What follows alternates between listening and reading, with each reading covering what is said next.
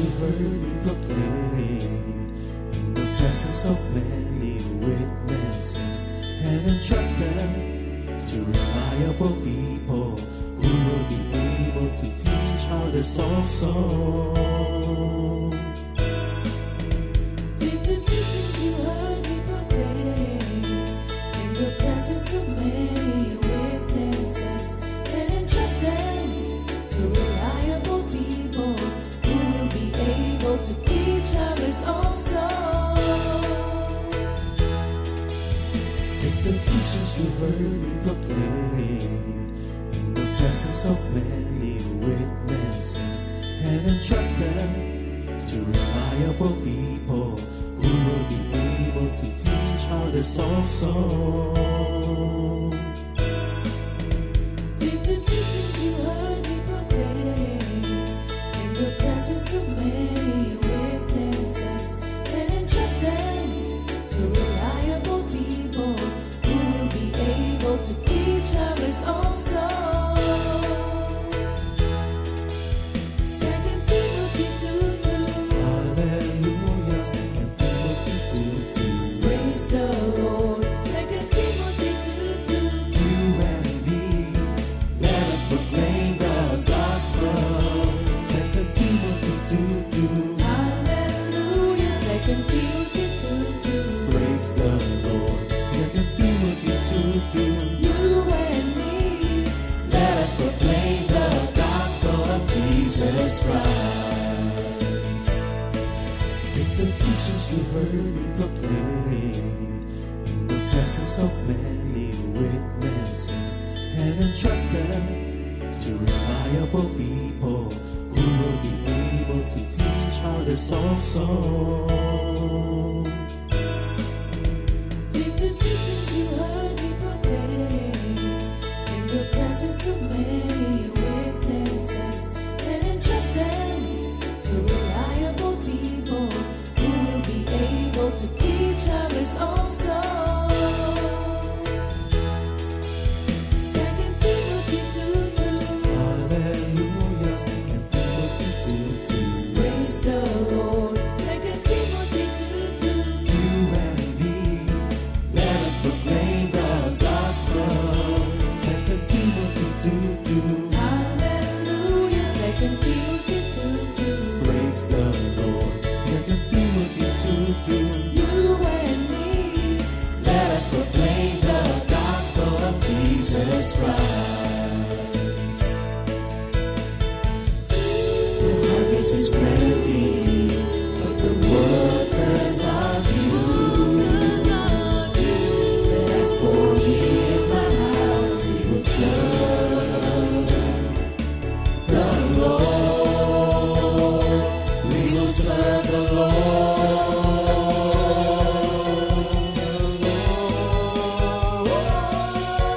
2 Timothy 2:2. Hallelujah. 2 Timothy 2:2. Praise the Lord. 2 Timothy 2:2. You and me, let us proclaim the gospel. 2 Timothy 2:2. Hallelujah. 2 Timothy 2:2. Praise the Lord. 2 Timothy 2:2.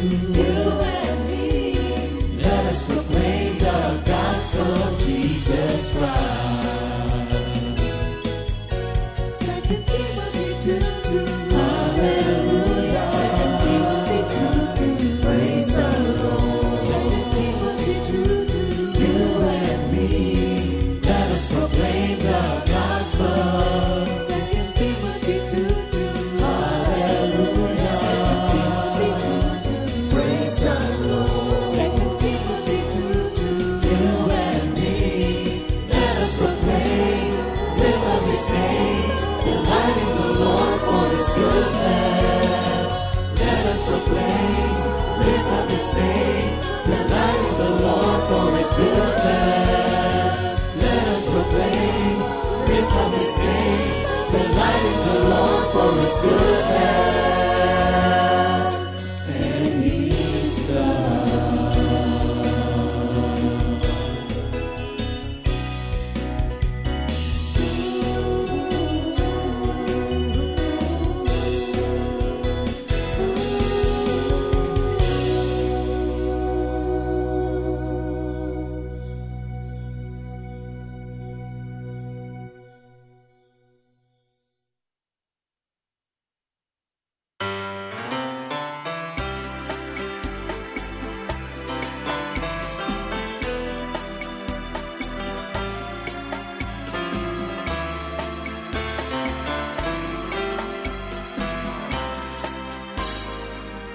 Di ko kaya isipin pag-ibig mo sa akin. Di ko kaya unawain ang pagmamahal mo. Sa bawat sandali, ikaw ang laman ng isip ko, Jesus. Panginoon, kaawaan mo ako. Di ko kaya isipin pag-ibig mo sa akin. Di ko kaya unawain ang pagmamahal mo. Sa bawat sandali, ikaw ang laman ng isip ko, Jesus. Panginoon, kaawaan mo ako. Dahil sa iyo, ako ay narito. Umusap ka, Panginoon, susunod ako.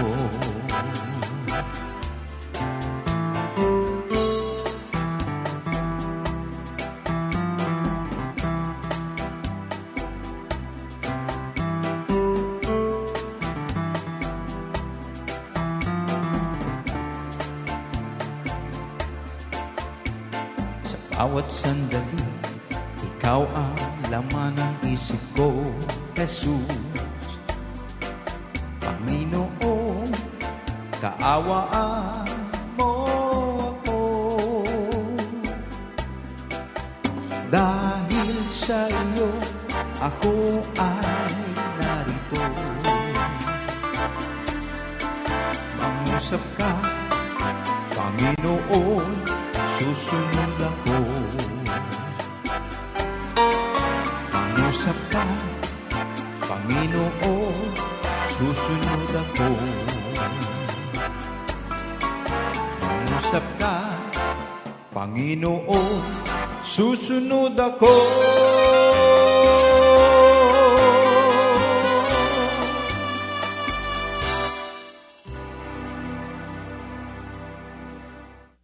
Glory to God, hallelujah. Good morning, Lord Jesus.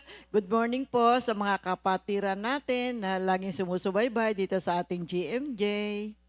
Good morning mga kapatid at good morning sa ating Panginoong Heso Kristo. Okay, purihin ng Diyos. Manalangin tayo mga kapatid. O Yahweh, you are worthy to receive glory and honor and power. It is a privilege to be led by the Holy Spirit. As we capture this present moment, to be your witness and to speak your word with power. In today's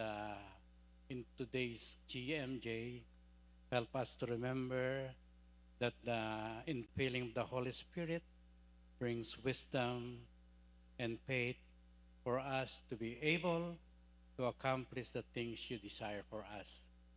Again, praise be your name, O Lord Jesus. Amen. Glory to God, hallelujah. Purihin ang banal na pangalan ng ating Panginoon sa pagpapatuloy po ng ating pag-aaral. Last week, tinalakay natin yung Who is Jesus? So, binigay natin dun yung kanyang mga titles. Ganun na rin yung kanyang mga functions. Kasi kapag tinalakay mo yung titles niya, yun na rin, madidescribe na din dun yung kanyang mga titles at yung mga iba pang mga patungkol sa ating Panginoong Hesus. Ngayon, pagpapatuloy natin kasi malawak na aralin ang tungkol sa ating Panginoon. At saka, mabuti na rin yun na napag-aaralan natin ito ng malawakan pa para lubos sa makilala natin ng ating Panginoong Heso Kristo. So, dito naman tayo sa Colossians 1:19. Sain ko po mga kapatid, Colosas 1:19. Sapagkat minarapat ng Diyos na ang buo niyang kalikasan ay manatili sa anak. At sa pamamagitan ng anak, niloob ng Diyos na ang lahat ng bagay, maging sa langit o sa lupa, ay ipagkasundo sa Kanya. Nakamtan ang kapayapaan sa pamamagitan ng dugo ng Kanyang anak na inialay sa krus. In English, Colossians 1:17-19 po ito mga kapatid. Christ existed before all things, and in union with him, all things have their proper place. He is the head of the body, the church. He is the source of the body's life.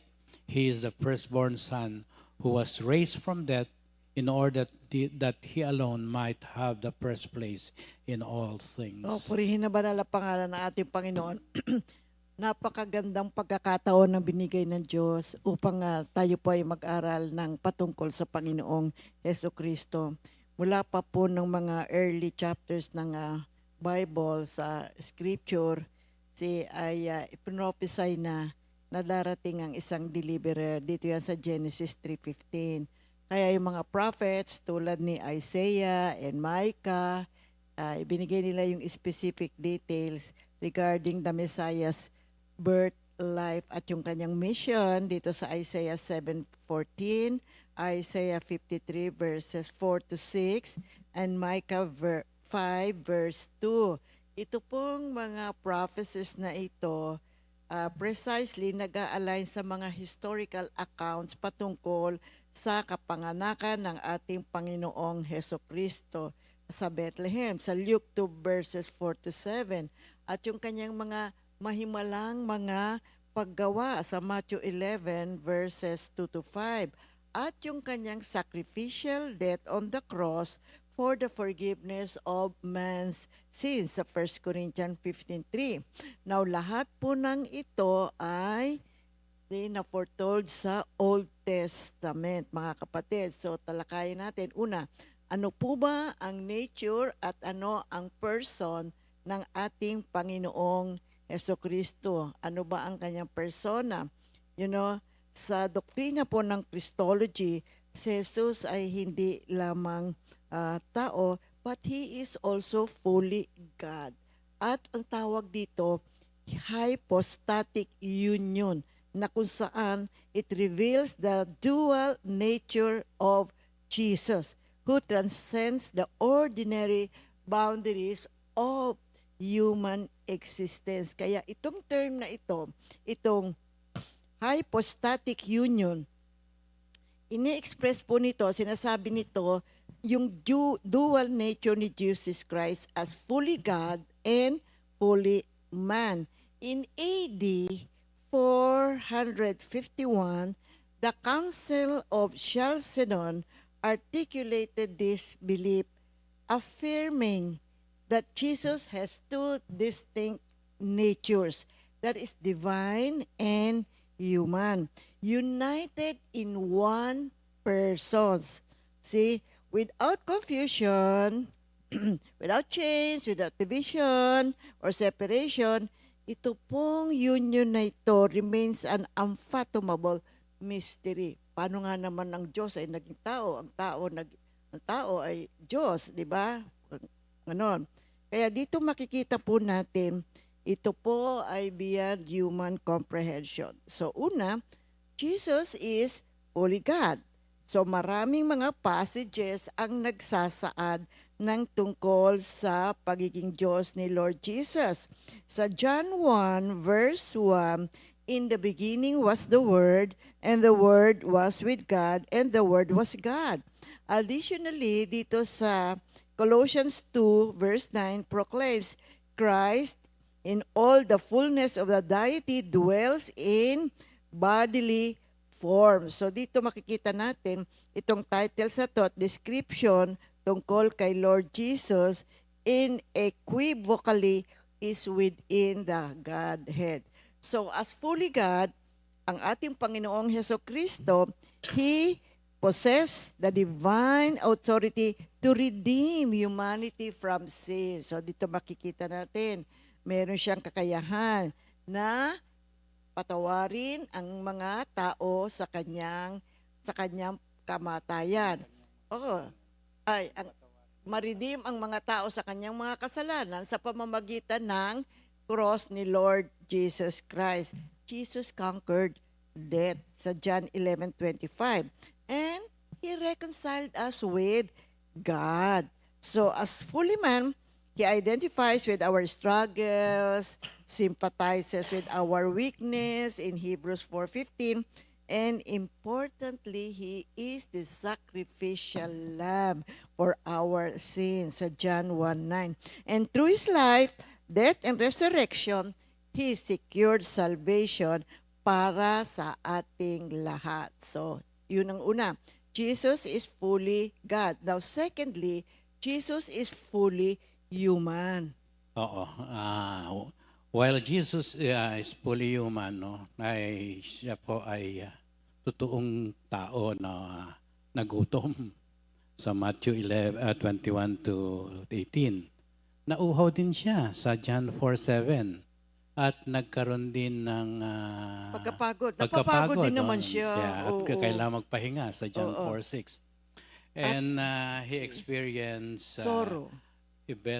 exceedingly sorrowful, no? Talagang nagkaroon siya ng mabigat na kalagayan sa kanyang body, no? Mark 14:34, John 11:35, at naka-experience din siya ng full range of human experience. Yung ang tinatawag existence. Yung tinatawag nating physical limitations, emotions, and temptation. But he also showed compassion to those in need. Matthew 9:35. Matthew Matthew 9:36. 9:36. At naka-experience siya din ng pain of betrayal sa Lucas 22, verses 1 to 23.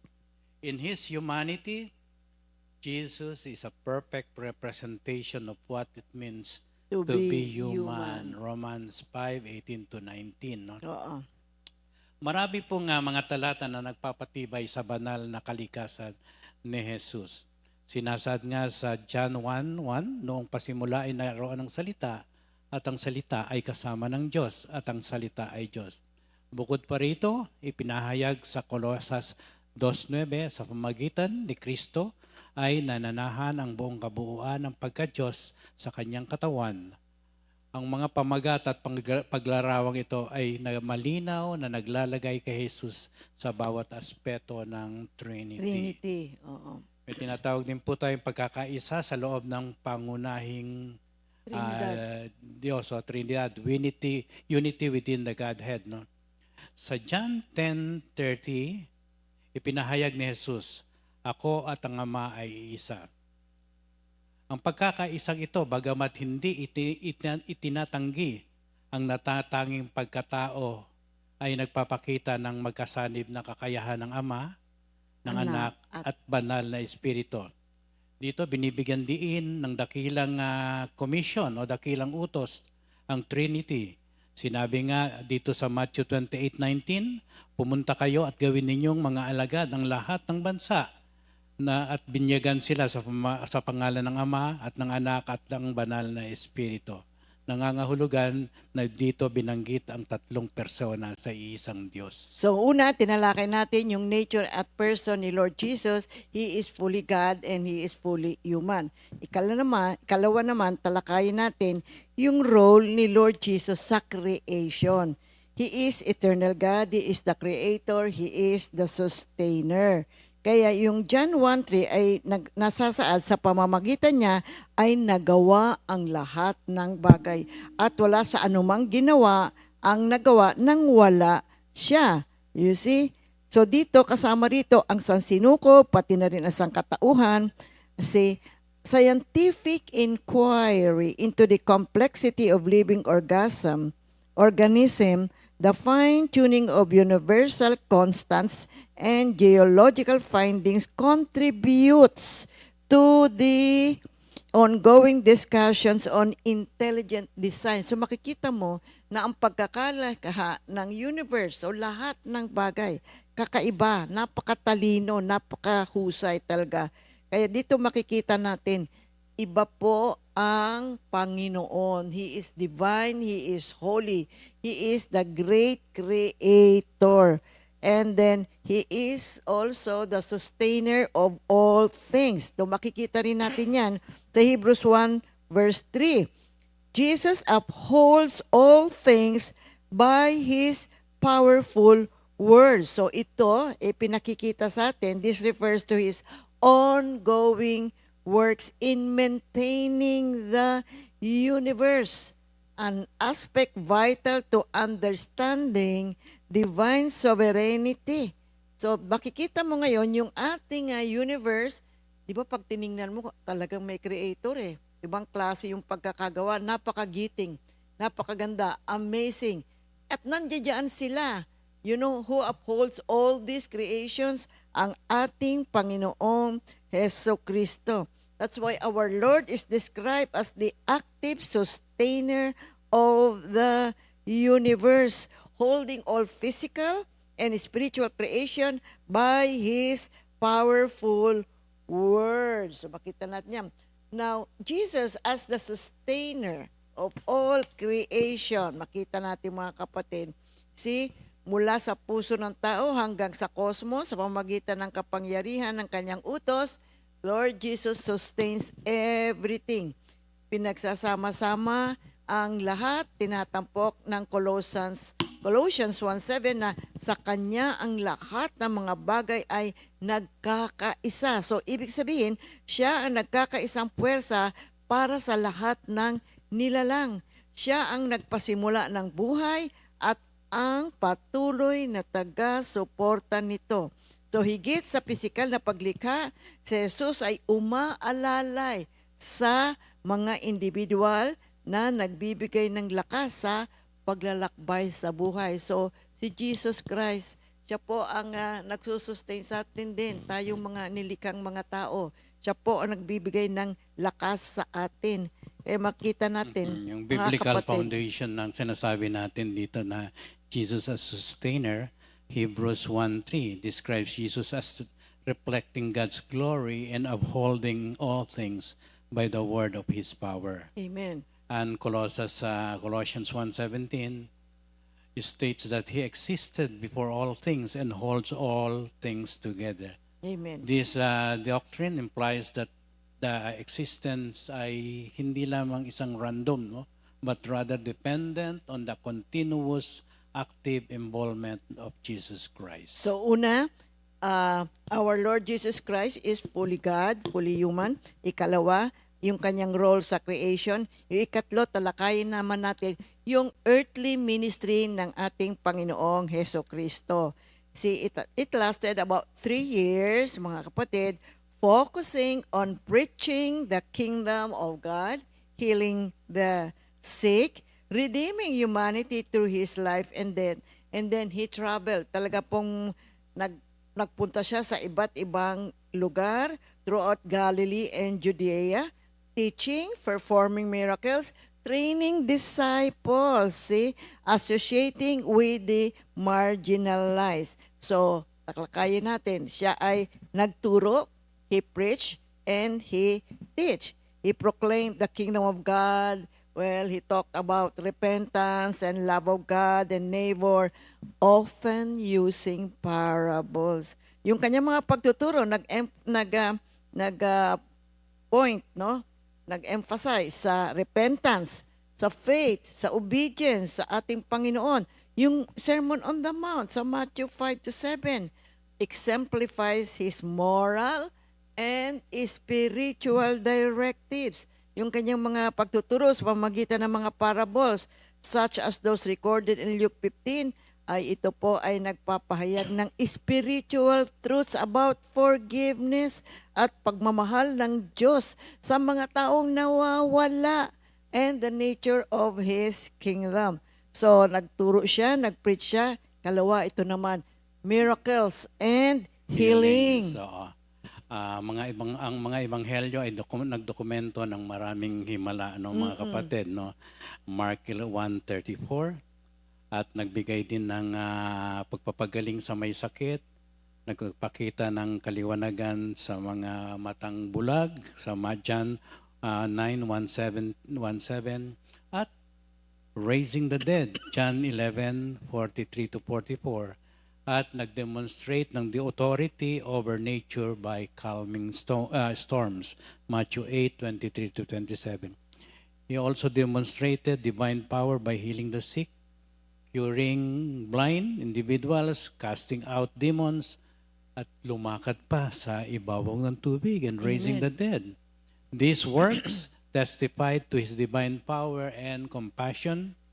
At masasabi natin itong mga Asian writings and the personal testimonies, both biblical and extra-biblical, reference these miracles, supporting the view that they were recognized as credible occurrences by witnesses of the time. Okay, yung mga gawain ito ay nagpapatunay sa kanyang banal na kapangyarihan at habag. At yung mga sinaunang mga sulatin at personal na patotoo, parehong biblical at di biblical ay tumutukoy sa mga himalang ito na sumusuporta sa pananaw na kinikilala ang mga ito bilang mapagkakatiwala ang pangyayari ng mga saksi nung panahon na yon. Kasi meron pong mga ibang naisulat ng mga manuscripts that proves Jesus' works are credible. So, ang gawain pa ni Lord, nung siya ay nandirito, ikatlo, yung kanyang ginawa, He seek and saved the lost. Kaya Jesus broke social norm to reach out to outcasts, to sinners, tax collectors, bringing restorations. Luke 19:10.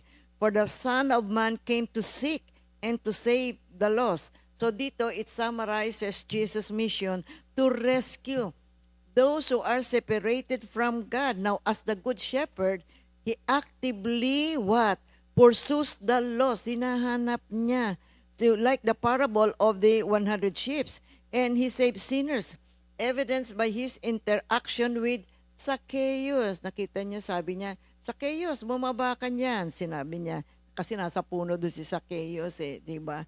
And then this mission highlights God's grace in finding those who cannot save themselves.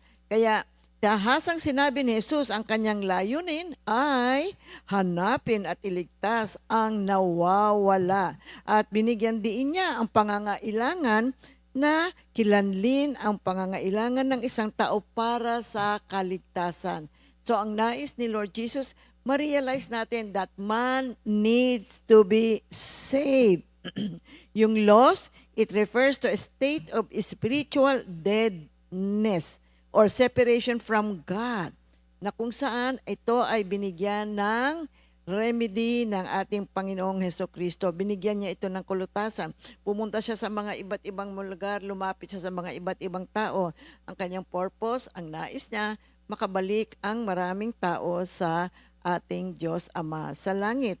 Luke 19:10. Luke 19:10. Sapagkat ang anak ng tao ay naparito upang hanapin at iligtas ang nawawala. Kaya, yan ang buod ng mission ni na Jesus. iligtas ang mga hiwalay sa Diyos. Kaya sinabi ni Lord Jesus, yung kanyang layunin, kailangang hanapin ko ang mga nawawala at ilapit silang muli, ibalik muli sila sa relasyon sa ating Panginoon. And then, kaapat, ito po ang kanyang ginawa, discipleship making. Yes. Disciple making. Yeah. Alam mo naman natin na pumili siya ng 12 apostol at sinanay sila na ipagpatuloy ang kanyang ministeryo, focusing on servant leadership. No? At si Jesus ay nanirahan kasama ang kanyang mga tagasunod ng mahigit 3 taon. Gamit ang pang-araw-araw na buhay, pagkain, paglalakbay para sa pagtuturo. No? Okay. He called individuals to lead their old lives and follow Him, focusing on deep, malalim na investment na tinatawag natin, pamumuhunan. Although 12 lang ito, kita niya na it will draw. Itong 12 ito ay makapagdudulot ng malaking halimbawa para ma-attract niya yung malaking crowd, mga kapatid. At makabalik sa Panginoon. Oo. At nalaman din natin, disciples learn by watching Jesus, then practicing what they saw. Then eventually teaching others. Isang modelo na nangangahulugan na i-pass down ng ating Panginoong Hesukristo. Okay. Ang tunay na pagkadisipulo ay hindi lamang pag-alam sa katotohanan, kundi pag-aaral na sundin ang lahat ng iniutos ni Jesus. Amen. Jesus gave his followers authority and the mission to go and make more disciples. Sa kanyang pagtuturo sa disciple making, sabi niya, iwan nyo na yung luma yung buhay at sumama kayo sa akin. Ganun po talaga mga kapatid. Kapag tayo po ay sumunod sa ating Panginoon, yung ating lumang buhay ay kailangan pong iwan natin. Kailangan po tayong magbagong buhay na nakaugnay ngayon sa ating Panginoong Hesukristo sapagkat nasa Kanya ang tunay na daan, ang tunay na paraan upang magkaroon ng isang ganap na buhay. We have to live the old life. The new must come. Kaya yung mga disciples, natuto sila how Jesus lived. Napakinggan nila ang mga pagtuturo ng ating Panginoon.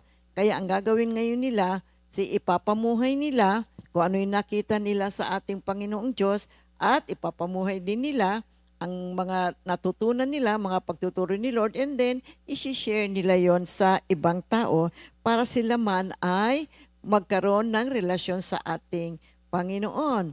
Kaya sabi niya sa John 14:12, Pakatandaan ninyo, ang nananalig sa akin ay makagagawa ng mga ginagawa ko at higit pa kaysa rito, sapagkat babalik na ako sa Ama. sa Ama. Ikalima, the ultimate sacrifice. Ito, tinatalakay natin yung tungkol sa earthly mission ni Lord Jesus. Nagsakripisyo siya. Yung kanyang ministry was intentionally aimed at the cross. Sadyang nakatuon sa krus kung saan tinupad niya ang prophecy na ang kanyang kamatayan ay kabayaran para sa mga kasalanan. At yung kanyang kamatayan ay magbibigay ng kaligtasan. At siya ay muling mabubuhay. Yung ang sukdulang sakripisyo ni Jesus ay tumutukoy sa kanyang kusang kamatayan sa krus bilang isang once and for all. Minsan, para sa lahat. Yun ang ibig sabihin nun. Perpektong pagbabayad sala para sa mga kasalanan ng sangkatauhan.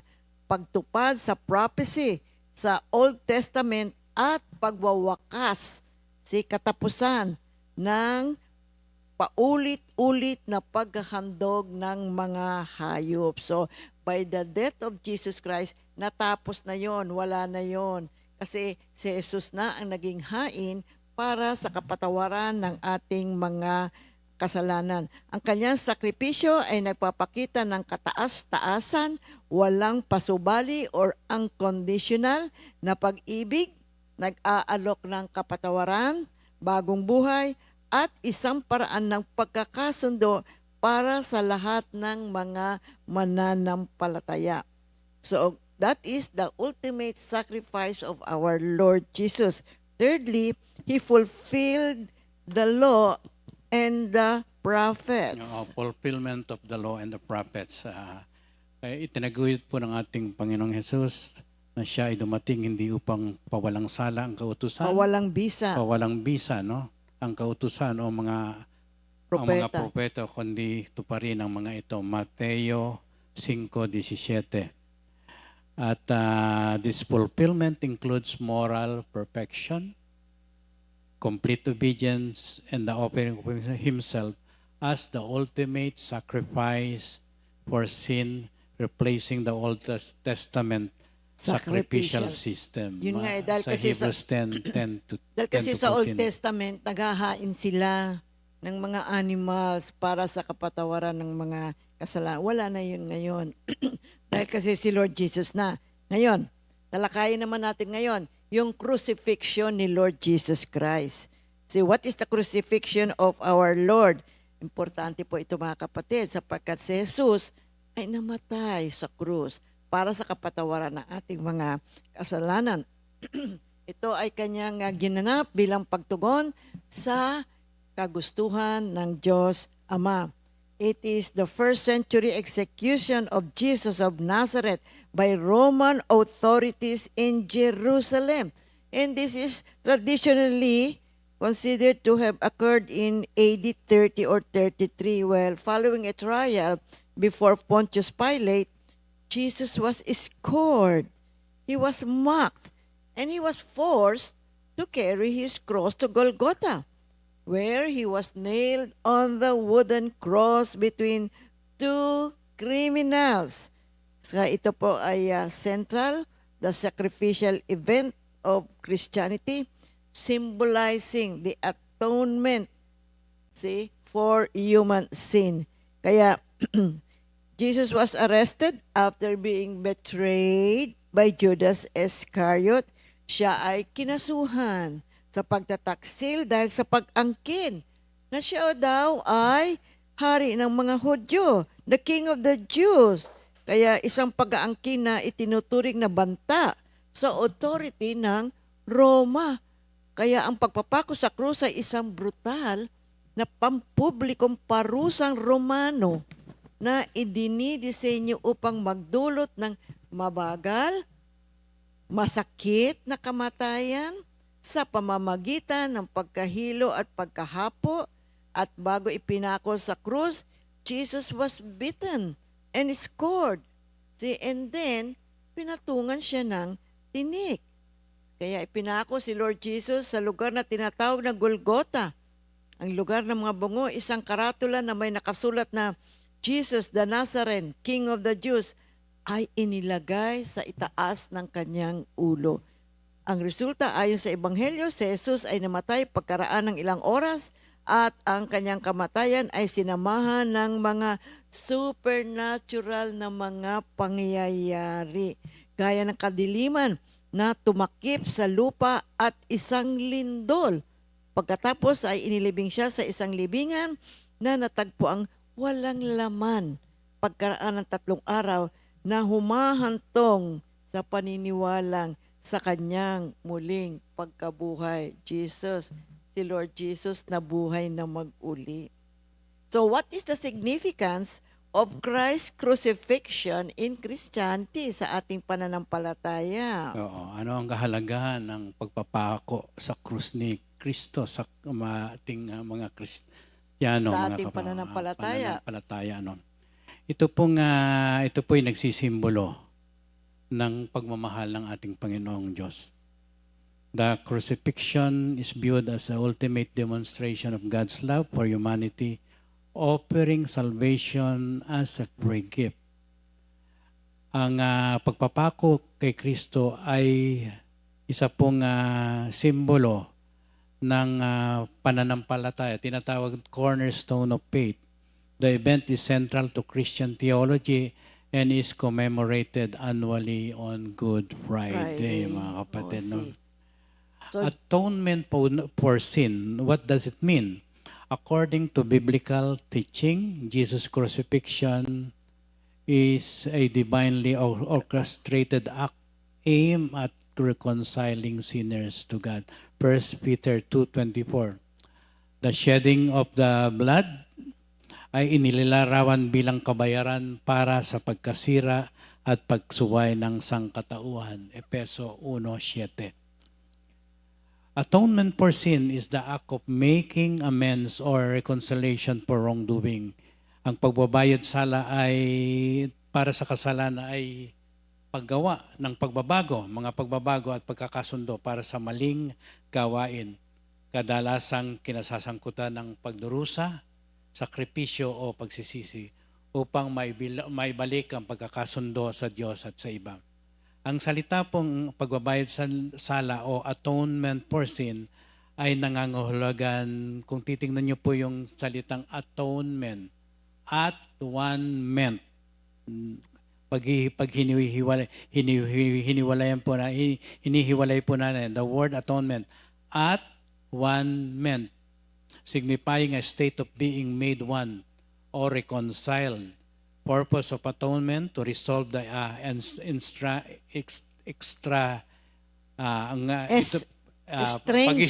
paghihiwalay na lang. Paghihiwalay sa pagitan ng sangkatauhan at ng banal o sa pagitan ng mga individual na dulot ng kasalanan, mga kapatid. So the word atonement means yung at one meant signifies a state of being made one or reconciled. Ang purpose po ng atonement, to resolve the estrangement, you see, between humanity and the divine. And that is our God. or between individuals, well, ang dahilan kasi kasalanan. Kaya central to Christian atonement ay yung pananampalataya natin na ang sacrificial death ng ating Panginoong Heso Kristo ay kabayaran para po sa ating kasalanan. Aalisin na yung guilt at narito tayo ay muling makababalik. We will be reconciled sa ating Panginoong Diyos. Alam niyo ang nangyari? Ang kasalanan natin ay na-transferred kay Jesus Christ as a substitute na siya na ngayon ang nag-endure ng punishment at inalaw ngayon ang mga mananampalataya na mapatawad sa kanilang kasalanan and made righteous. Dahil sa when we were justified, we were forgiven, and the righteousness of Jesus Christ was imputed to us. Okay. Now, let's talk about the historical evidence of this. Yung Roman historians and Jewish historians, you see, they reference the crucifixion of Jesus, you see, as an important event in the belief of the Christians. Kaya, ang pagkakataong ito, ang pangyayaring ito, wag po natin kalilimutan mga kapatid, napakahalaga po nito. Buhay ng isang Diyos ang naging kapalit ng kapatawaran ng ating mga kasalanan. Kaya in Luke 23 verse 46, sabi ni Lord Jesus, Father, into your hands I commit my spirit. Jesus willingly gave up His life. So hinarap ni Jesus ang hindi ka panipaniwalang gawain. Napakahirap kasi talaga kapatid, yung nangyari sa kanya. Ginawa niyang pag-aalay ng kanyang buhay bilang pangtubos sa kasalanan. So, ang gawain ito is very traumatic, napakabigat. Ngunit ito po ay hinarap at tinanggap ng ating Panginoong Heso Kristo. At nang matapos siya mabitin sa loob ng 3 oras, ay sa wakas ibinigay ni Jesus ang kanyang buhay. Hindi siya walang magawa sa mga kamay ng mga nagpako sa kanya. Siya lamang ay may authority na wakasan ang kanyang buhay. Kaya yung Matthew 20 verse 28, Sinabi ni Jesus, ang anak ng tao ay naparito upang ibigay ang kanyang buhay bilang pantubos sa marami. ang pagpapako sa krus, plano po yan mga kapatid ng ating Diyos at ni Lord Jesus. At ang kanyang planong ito mga kapatid ay natupad. Namatay ang ating Panginoon para po sa kapatawaran ng mga kasalanan. But Jesus' death is still death. See? Though Jesus submitted, hindi naman ibig sabihin at namatay na siya, everything was fine. See? Tandaan po natin, the author of life was murdered by evil men in Acts 2 verse 23.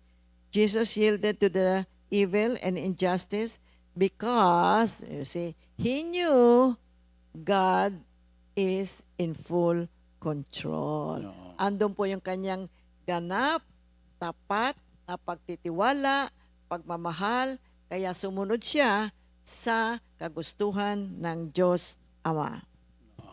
But remember also that ang kamatayan ni Jesus ay nagkaroon ng mga extraordinary event na nagmarka ng kanyang kamatayan. What I mean ay mga kapatid, the sky was completely dark for 3 hours as Jesus hung on the cross. No?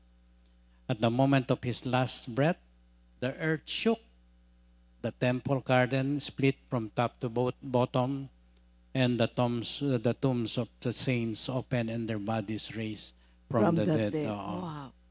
And the crucifixion of Jesus, ang pagpapako kay Jesus sa krus ay bahagi ng plano ng Diyos sa simula pa lamang ng kapanganakan ni Jesus.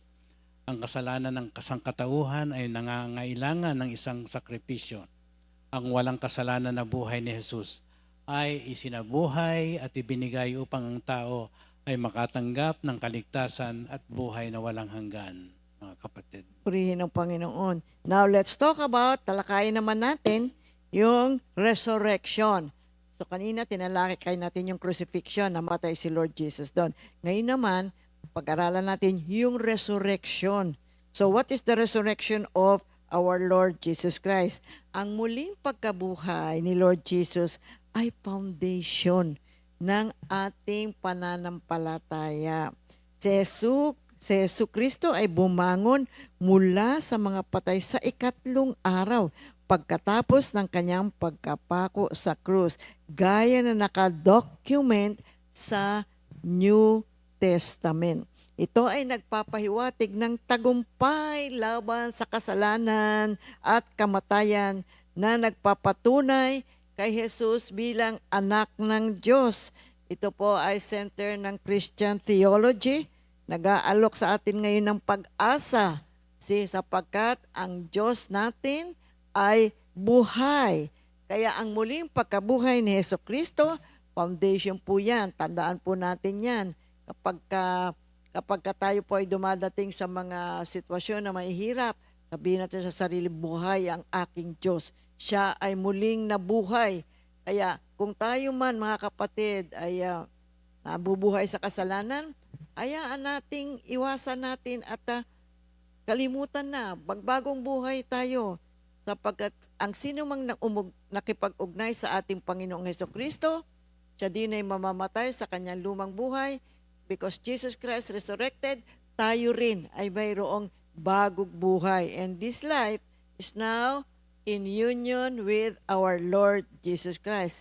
Kaya yung mga ulat sa bagong tipan ay nagpapahiwatig na si Jesus ay inilibing sa isang libingan, natagpo ang walang laman pagkaraan ng 3 araw, at pagkatapos si Hesus Kristo nagpakita sa kanyang disipulo at maraming tagasunod bago umakyat sa langit. Kaya ito ay nagsisilbing batong panulukan ng pananampalatayang Kristiyano, cornerstone of our faith. Siyang ang sakripisyo ni Lord Jesus, sapat sa kapatawaran ng mga kasalanan. Okay. Yes. Central claim of Christianity, what does it mean, mga kapatid?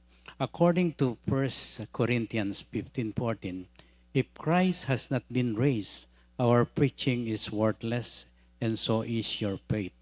Ang muling pagkabuhay ng ating Panginoon lies at the heart of the gospel. Jesus overcame death, granting believers hope of eternal life. Basahin ko sa Tagalog yung unang Korinto 15:14, kung ang Kristo ay hindi nabuhay muli, walang halaga ang ating pangangaral, gayon din ang inyong pananampalataya. Amen. May mga eyewitness din po, mga nag-testify. The New Testament recounts appearances to Mary Magdalene, the disciples, and over 500 other witnesses, 1 Corinthians 15:5-8. Ito pong mga account na ito ay consistently retained across the gospel. And the early spread of Christianity ay tinuturo na ang mga disipulo ay nagkaroon ng unwavering conviction that this event was historical truth, mga kapatid. Okay. Basahin ko yung 1 Corinthians 15:4-8 na si Kristo ay namatay dahil sa ating mga kasalanan, tulad ng sinasabi sa kasulatan. Inilibing siya at muling nabuhay sa ikatlong araw, tulad din ng sinasabi ng kasulatan. At siya ay nagpakita kay Pedro at saka sa 12. Pagkatapos magpakita siya sa mahigit na 500 kapatid na nagkakatipon. Marami sa kanila ay buhay pa hanggang ngayon, subalit patay na ang ilan. At nagpakita rin siya kay Santiago at pagkatapos ay sa lahat ng mga apostol. Now, there are thousands of Greek manuscripts, translations, quotations in early Christian writings that attest to the reliability of the New Testament's resurrection, mga kapatid. So these early writings within the few decades of Christ's ministry remains consistent with the resurrection, reinforcing its credibility. So ito po ay totoo, mga kapatid, kasi maraming mga naisulat na mga sulat noong araw, nagkakatugma-tugma po yan. May katotohanan ang kamatayan, ang paghihirap at ang resurrection ni Lord Jesus. So, tinalakay natin yung, pinag-aralan natin yung crucifixion, tinalakay natin yung resurrection. Ngayon naman, ano yung significance ni Jesus sa salvation ng tao?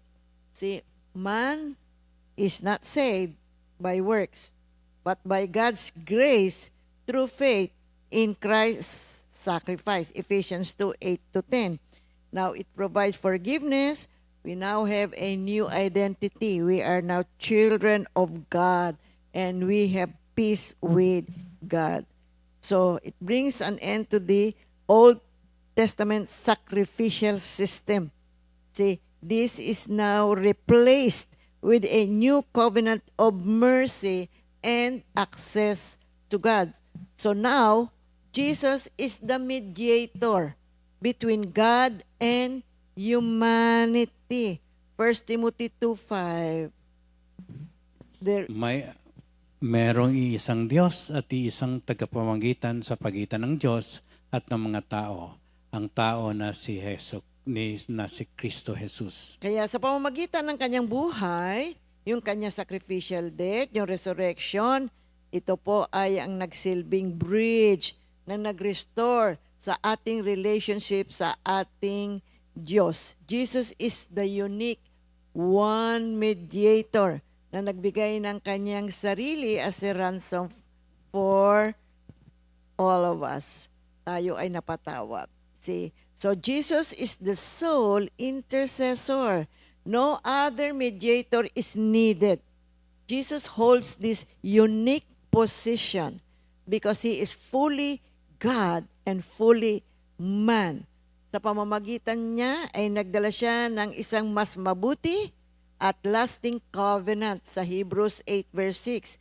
Kaya we now have a new and direct relationship with God. See, pagkat nabayaran na po ang ating mga kasalanan. See, kaya Jesus justified us and redeemed us. Oo. Romans 3:24-25, ito po highlight that believers are justified freely by His grace through the redemption that is in Christ.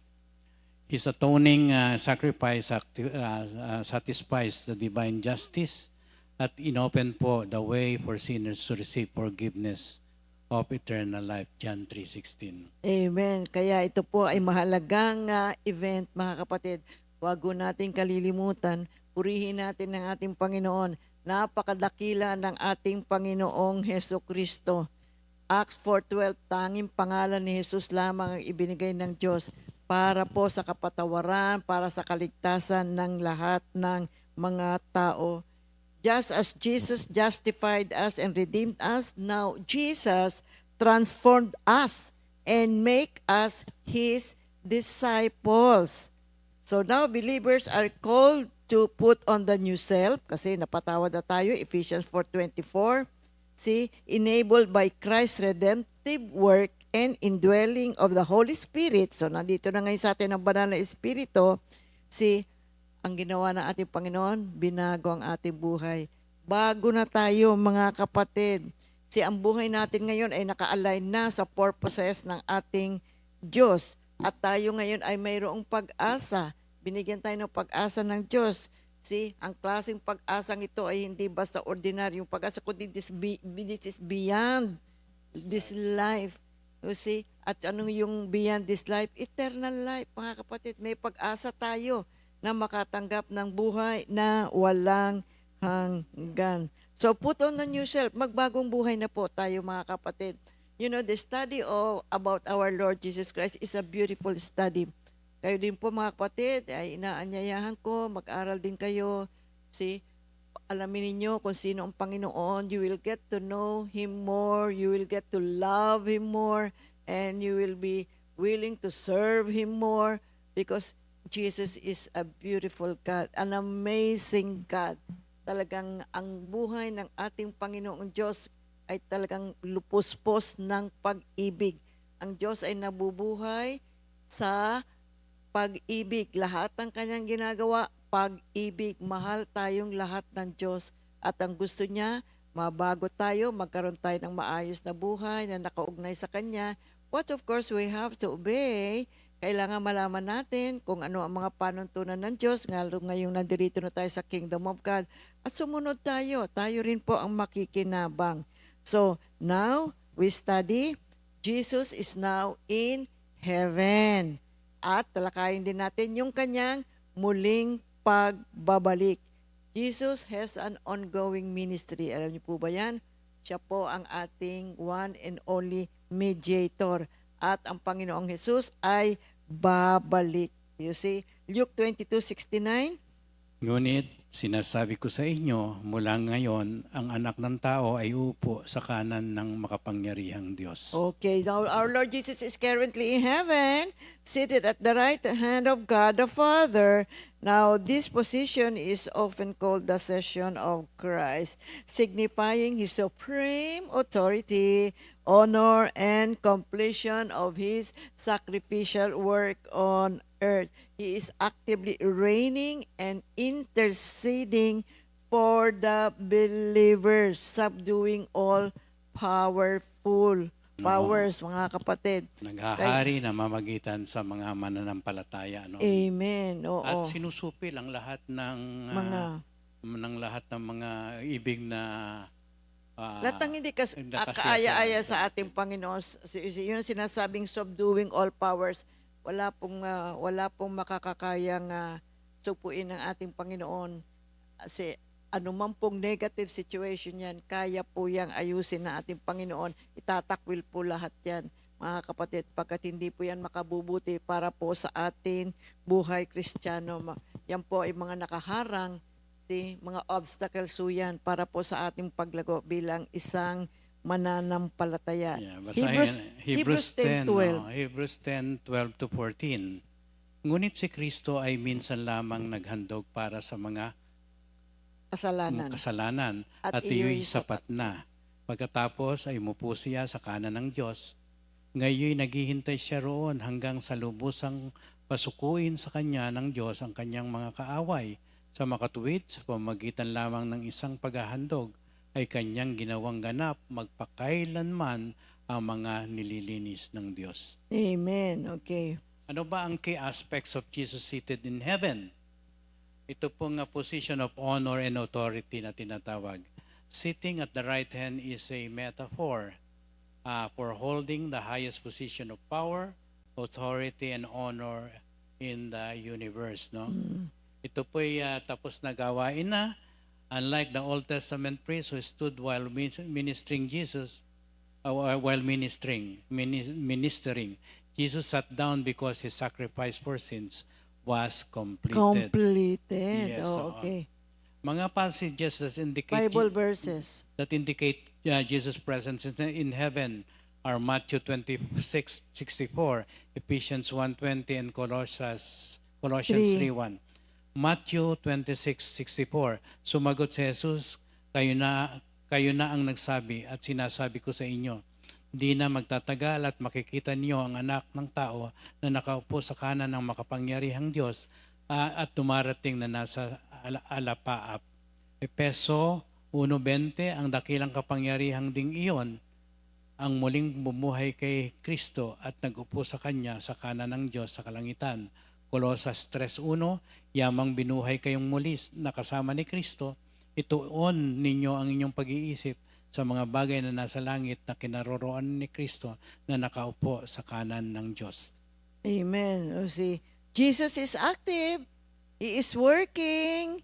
See, He serves as a mediator and high priest, advocating for believers, ruling over all angelic authorities and powers. See, kaya itong position po na ito confirms His role as King, as Lord, as Judge. Kasi this truth is affirmed in Bible verses such as Mark 16:19, Hebrews 10:12, at 1 Peter 3:22. Purihin nating Panginoon. Kaya yung Hebrews 7:25 emphasizes His present role.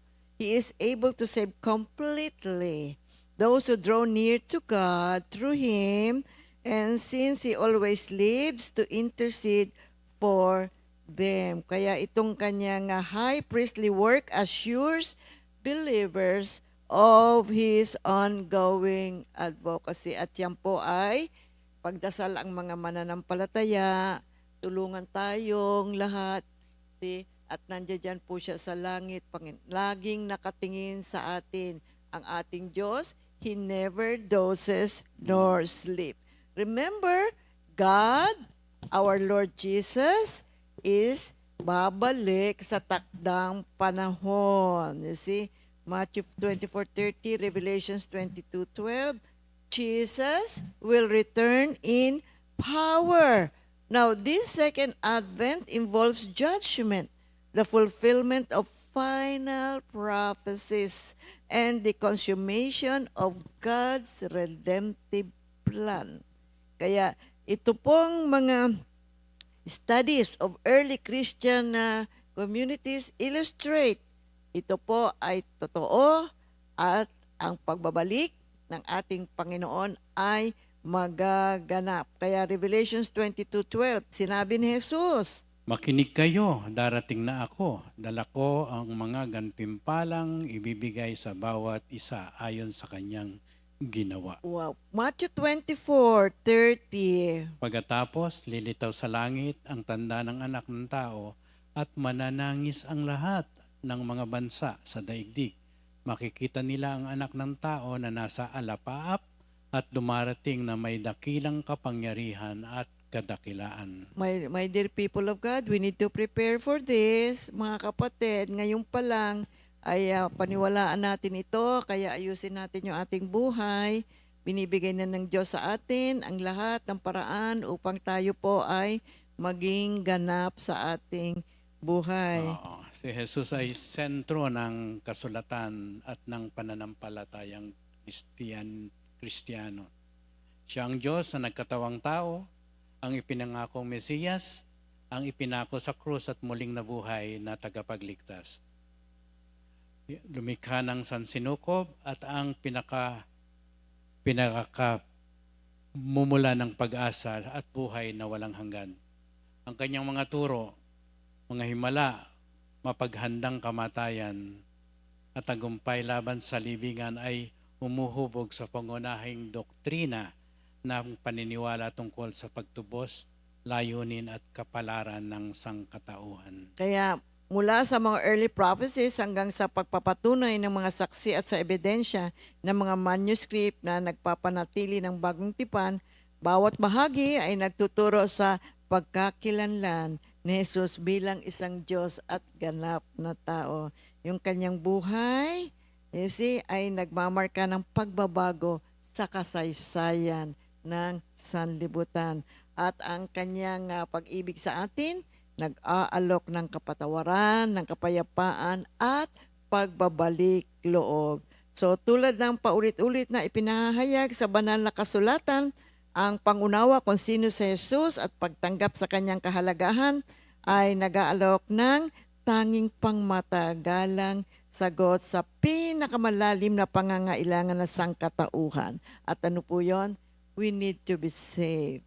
And that is what Jesus Christ did on the cross. At ang nais ng Diyos, magsama-sama tayong nagmamahalan sa isa't isa at tayo ay tumutukoy sa ating Diyos na mayroong pagsamba, mayroong paggiliw. Manalangin tayo sa ating Diyos, manalangin tayo sa ating Panginoong Hesukristo at hingin natin ang tulong ng banal na Espiritu sa pang-araw-araw nating buhay. Remember, my dear people of God, babalik ang ating Panginoon. Amen? So, ipagpapatuloy po natin ang ating mga pag-aaral. Ngunit ngayon naman ay ating babatiin ang mga may birthday. March 20, 26. Brother Manny Alcantara, Brother Ronald Tatlong Maria, Sister Mila Santarinala, Yeah. Sister Levi Gicaro, Sister Nonette Serra, Sister Janice Madla, and then Sister Christine Magturo, Sister Hazel Centeno, Sister Jam Mercado, Sister Jam, birthday mo pala. March 20. Happy birthday. Happy birthday, Sister Jam. Sister Jam. Okay, purihin ng Panginoon. Happy birthday po sa inyong lahat.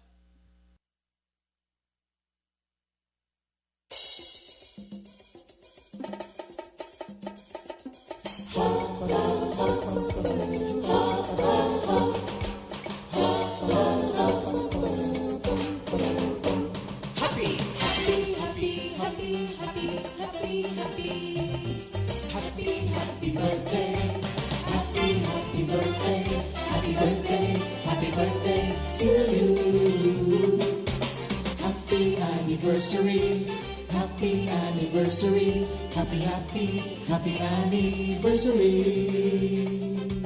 Happy anniversary! May the good Lord bless you, may the Lord shine upon you.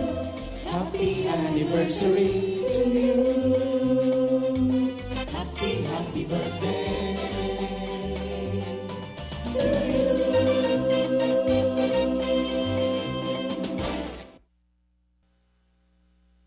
Glory to God. Happy birthday po sa inyong lahat, mga kapatid. Now we have a new song of the week, Dakilang Manggagamot, composed by Minister Jeff Borja. Ngunit bago natin ibigay yung ating awitin, closing prayer muna tayo. Final blessing para sa ating mga kapatid. Pagpalain kayo ng Diyos at patuloy na ingatan. Maliwanag na mukha at patuloy kayo hingap na paypaan. All for God's glory. In Jesus' name we pray. Amen. God bless everyone.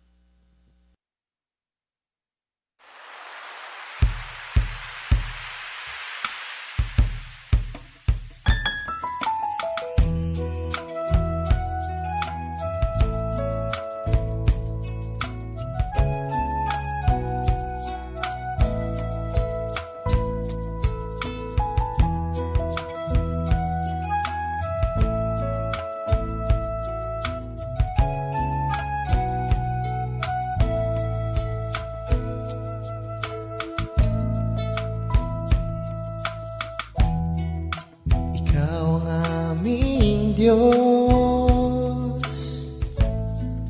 pangalan mo'y Jesus, dakilang manggagamot at tagapagligtas.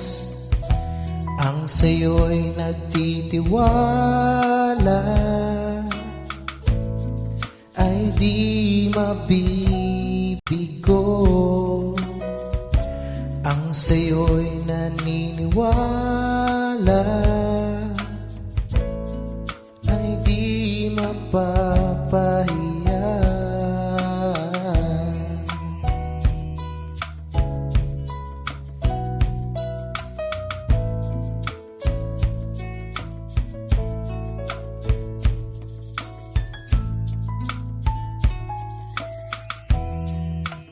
Ikaw ang aming Diyos, pangalan mo'y Jesus, dakilang manggagamot at tagapagligtas. Ang sa'yo'y nagtitiwala ay di mabibigo. Ang sa'yo'y naniniwala ay di mapapahiya.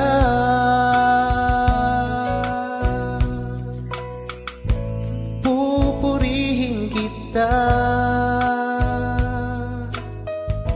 sa tuwi-tuwi na, sasambahin kita. O Jesus, wala nang iba, pasasalamat ang ialay ko.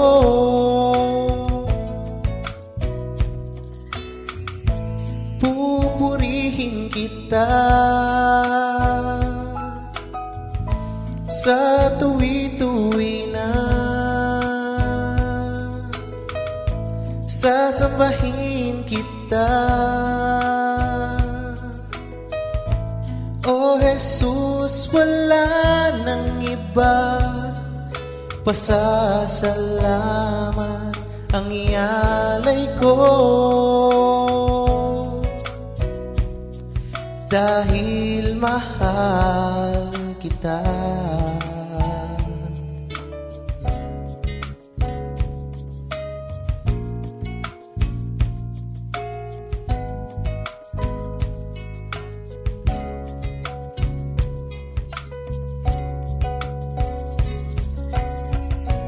Pupurihin kita sa tuwi-tuwi na, sasambahin kita, O Jesus, wala nang iba, pasasalamat ang ialay ko,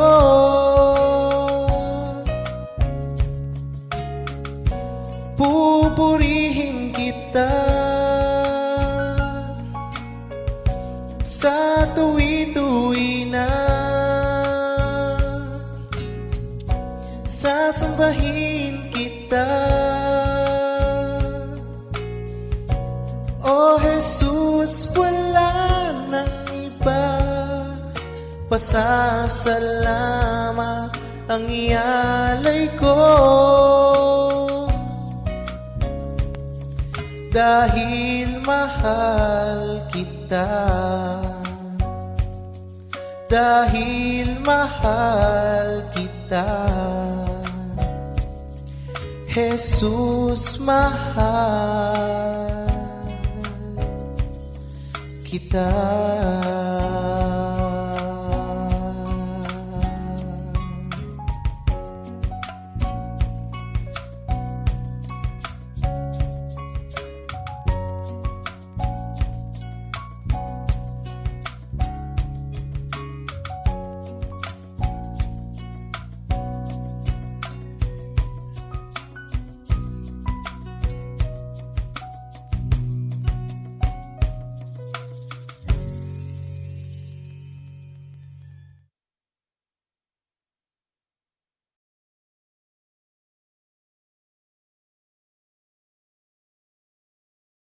Second Timothy 2:2.